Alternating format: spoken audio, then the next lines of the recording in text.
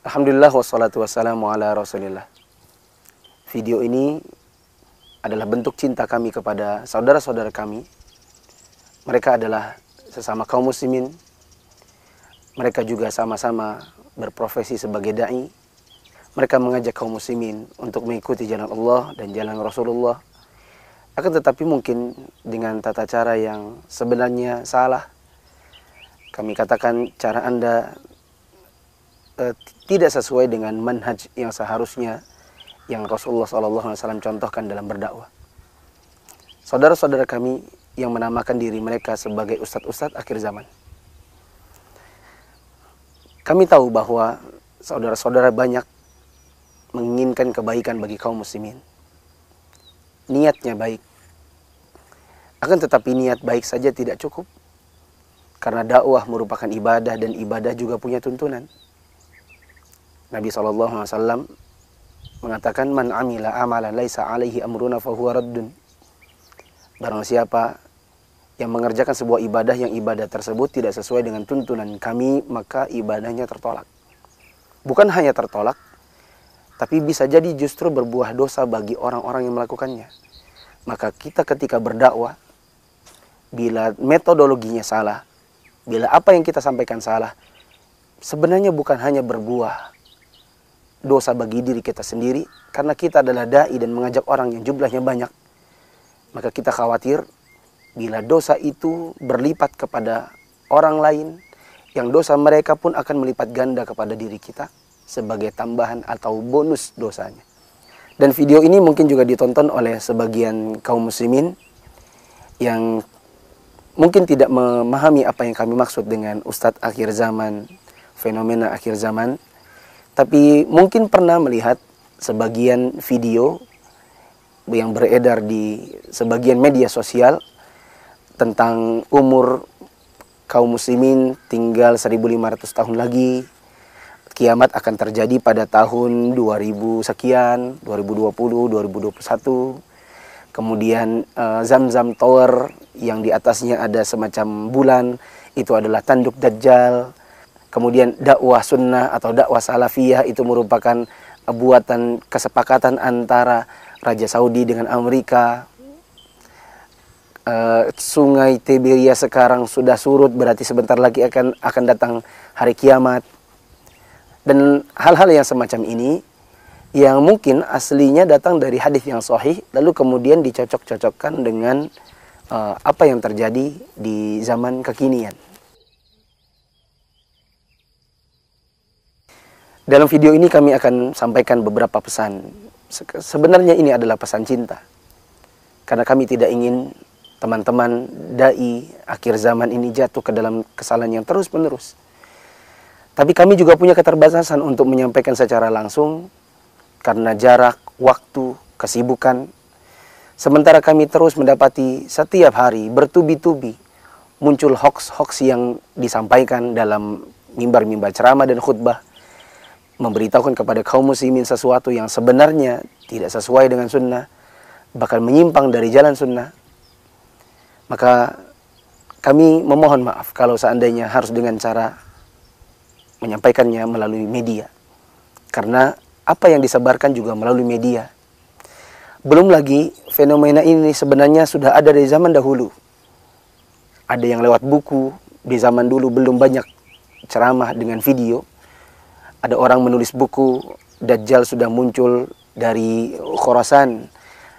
Dajjal sudah muncul di segitiga Bermuda. Sudah dari tahun 90-an. Hanya berganti media saja.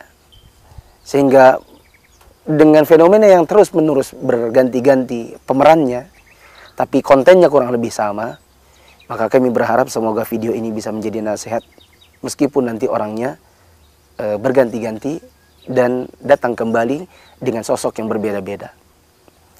Nasihat yang pertama, teman-teman yang dirahmati Allah, khususnya pada da'i akhir zaman. Tidakkah antum pernah mendengar sabda Nabi SAW?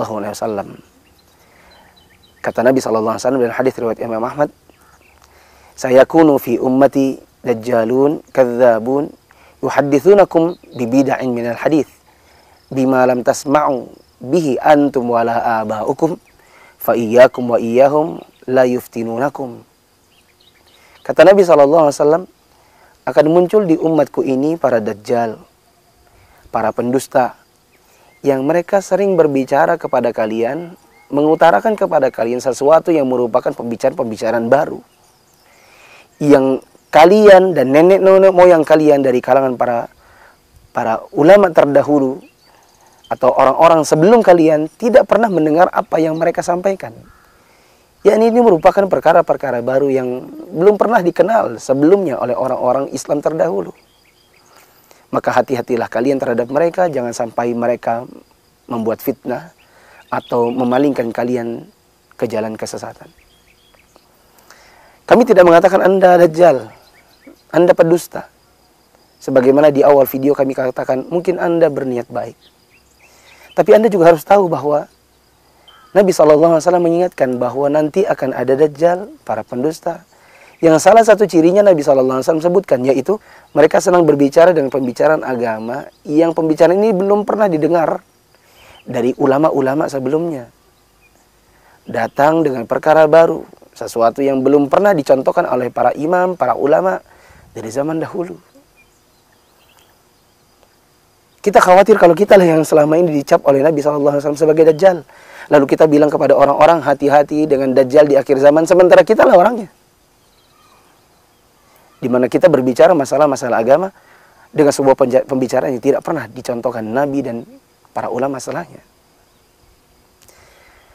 Para ustadz akhir zaman, Anda mungkin pernah mendengar, karena Anda kan sering mengkaji hadis-hadis tentang akhir zaman, Anda mungkin pernah mendengar hadis Tamim Ad-Dari yang terombang-ambing di lautan kurang lebih sampai 1 bulan untuk mendatangi kota Madinah, lalu kemudian terdampar di sebuah pulau.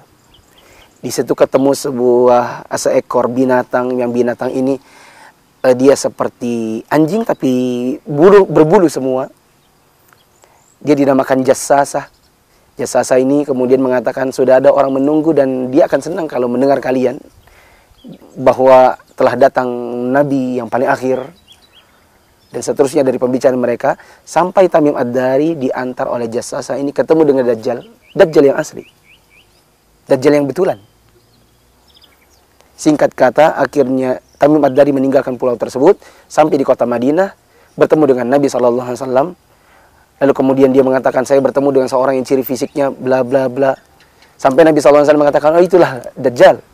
Nabi SAW naik ke atas mimbar sambil mengatakan, saudara kalian ini telah bertemu dengan Dajjal. Coba, apakah yang dilakukan Nabi SAW setelah mengetahui adanya Dajjal? Kalau kita di zaman sekarang, untuk ustadz-ustadz yang akhir zaman, bila itu terjadi, apa yang kira-kira antum lakukan? Belum kelihatan saja antum sudah menentukan Dajjal sudah muncul di mana, sudah melakukan apa. Adapun Nabi SAW tidak pernah mengatakan, ayo, misalnya, ayo kita siapkan alat perang, kita datangi pulau tersebut, mungkin Tamim Ad-Dari masih ingat rutenya, kita perangi dia. Tidak ada tindakan-tindakan yang menunjukkan ketertarikan Nabi untuk meneliti tentang Dajjal lebih lanjut. Kecuali sebatas yang Allah wahyukan kepada beliau, Nabi beritahukan kepada umatnya, agar mereka senantiasa berbuat baik dan mereka mengantisipasi tentang datangnya akhir zaman, mempersiapkan diri tentang datangnya kematian. Tidak lebih dari itu. Tidak sebagaimana yang dilakukan oleh teman-teman ustadz akhir zaman pada saat ini, yang terlalu berlebihan di dalam menyikapi fenomena akhir zaman. Nasihat kami yang kedua untuk para dai akhir zaman, ingatlah bagaimana para ulama terdahulu mencontohkan dalam berdakwah. Mereka sering mengatakan, menasihatkan untuk para dai, la tatakallam fi mas'alatin laisa laka fiha imam. Janganlah kalian berbicara suatu masalah agama yang kalian belum punya imam, belum punya kalangan para ulama yang mendahului kalian dalam berbicara masalah tersebut. Tentang umur kaum muslimin, 1500 tahun, kiamat akan terjadi pada tahun sekian, sungai anu, daratan anu, pegunungan anu, yang keadaannya sudah begini dan begitu, itu merupakan fenomena atau tanda akhir zaman. Dan lain-lain yang sering diutarakan oleh teman-teman ustadz akhir zaman ini. Coba kita lihat, apakah ada para ulama yang sudah berbicara masalah ini sebelumnya? Bila belum ada, maka tahan diri. Berhentilah di mana para ulama Ahlussunnah berhenti. Tahan lisan dari sesuatu yang mereka belum pernah membicarakan. Jangan berfatwa, jangan berkata-kata kecuali dengan yang pernah mereka contohkan. Kecuali kalau Anda adalah seorang mujtahid. Tinggal nanti berkoreksi diri, apakah kita ini levelnya mujtahid atau muqallid. Bila kita hanya sekadar muqallid, apalagi dalam masalah akidah ini, masalah keyakinan kepada hari akhir, masalah gaib, masalah yang hanya Allah yang tahu, yang mungkin pernah disebutkan oleh Nabi SAW sebagai tanda-tanda saja, dan Nabi tidak pernah mencontohkan lebih dari itu. Maka tahan diri, tahan lisan, dan jangan berlebihan. Khawatirnya kita jatuh dalam sikap lancang, dalam ilmu, dalam agama, melebihi makomnya para ulama dalam berbicara masalah-masalah agama. Nasihat yang ketiga adalah sebagaimana yang Allah firmankan di dalam surat Al-Hujurat, ya ayyuhalladzina amanu ijtanibu katsiran minadh-dhann inna ba'dadh-dhanni itsm. Allah Subhanahu wa taala mengatakan, wahai orang-orang beriman, jauhilah oleh kalian kebanyakan berprasangka, karena sebagian dari prasangka itu merupakan dosa. Maka apa yang Anda katakan, apa yang Anda sampaikan kepada masyarakat, bila hanya dibangun dengan prasangka, ini bisa jadi fitnah. Sementara Nabi SAW dalam hadis riwayat Bukhari dan Muslim serta yang lainnya, beliau pernah bersabda, la yadkhulul jannata qattat. Tidak akan masuk surga orang-orang yang suka menebar fitnah. Dan ini bisa menjadi fitnah. Karena kadang-kadang sebagian ustadz akhir zaman keterlaluan dalam melabeli, dalam menjustifikasi, yang kemudian berbuah fitnah bagi orang lain. Seperti misalnya Raja Saudi. Dia manusia biasa yang juga mungkin punya kesalahan. Mungkin Anda melihat ada sebagian kesalahannya. Tapi kalau kita kemudian mengatakan Raja Saudi ini berdiskusi bersama Amerika, lalu kemudian mereka mengatakan, kalau gitu kita munculkan dakwah salafiyah sebagai dakwah untuk memecah belah. Ini bukannya jadi fitnah. Apalagi muncul kata-kata dai-dai yang lulusan Saudi, yang berada di bawah mulhaq dini misalnya, digaji dengan 20 juta per bulan. Antum dapat data dari mana? Fakta atau fitnah? Dan saya yakin antum telah memfitnah mereka. Tidak ada yang diinginkan oleh para dai yang mungkin selama ini menentang teman-teman akhir zaman, kecuali mengajak manusia kepada tauhid. Sebagian mereka berdagang kurma, sebagian mereka berdagang keripik, sebagian mereka punya travel umroh, sebagian dari mereka punya usaha yang lain, dan dari situ mereka punya penghidupan. Tidak mengharapkan uluran tangan orang, apalagi katanya digaji 20 juta per bulan untuk memecah belah, sebagaimana yang dituduhkan. Ini fitnah, saudaraku. Itu datang dari prasangka Anda, dari hoax yang mungkin Anda makan, lalu kemudian Anda sebarkan lagi kepada kaum muslimin. Nah, yang terakhir, di antara dai-dai akhir zaman, ada yang sudah pernah ditangkap polisi kan, karena menebarkan hoax pada suatu permasalahan di negara ini. Lalu kemudian muncul di media dan meminta uzur dengan berkata, oh saya bukan menebarkan hoax, saya cuma menukil apa yang sudah viral di media. Setelah ditangkap polisi, baru kemudian meralat. Dan tidak seperti yang tampak di media, singa di media dan jadi hanya kucing ketika di hadapan polisi, meminta maaf dan yang semacamnya. Maka kita katakan, keledai tidak akan jatuh ke dalam lubang yang sama 2 kali.